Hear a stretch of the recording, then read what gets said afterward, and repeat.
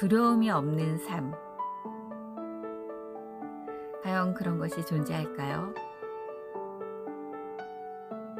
제가 요즘에 예전보다 많이 두려움이 없어진 삶을 경험하고 나서야 깨닫게 되는 것이 있습니다. 믿음이 있노라 하면서도 너무나 내가 원하는 것을 너무나 추구하면은 믿음이 떨어질 수 있다라는 것이죠.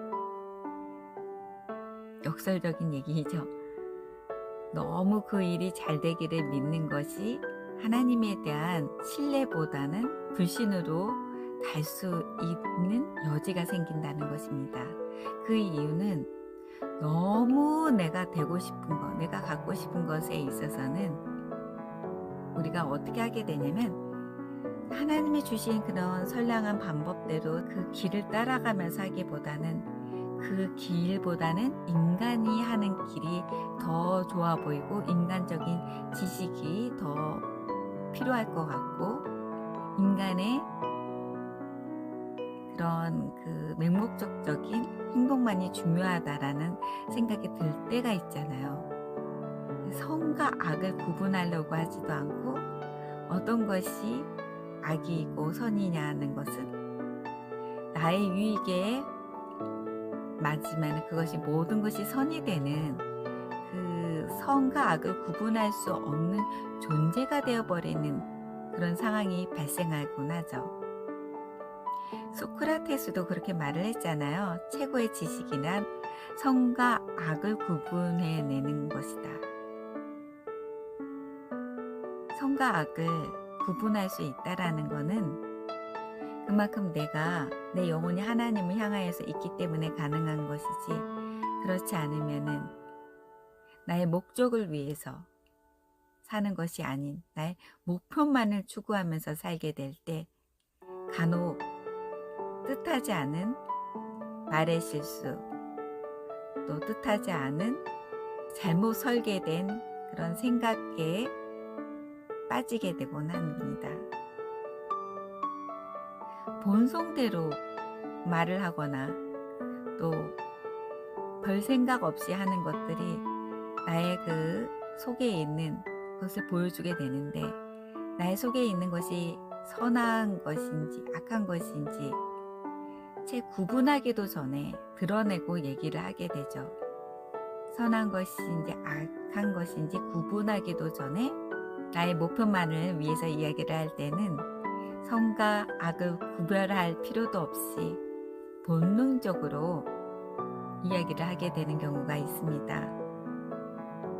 그러한 것을 탈피하고자 성경 말씀에 있는 것이죠. 시편 37편에 27절에 이렇게 써 있습니다.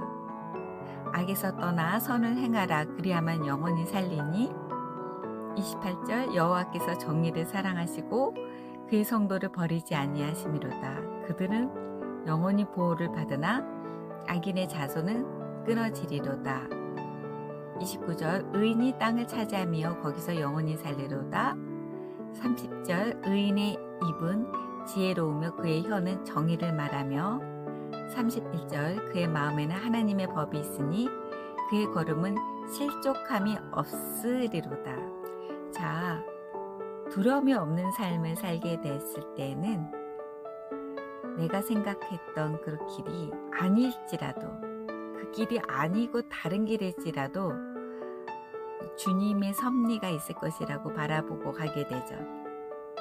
그 길이 아님에도 불구하고 내가 원했던 길이 아닌데도 불구하고 무엇인가 있을 것이다.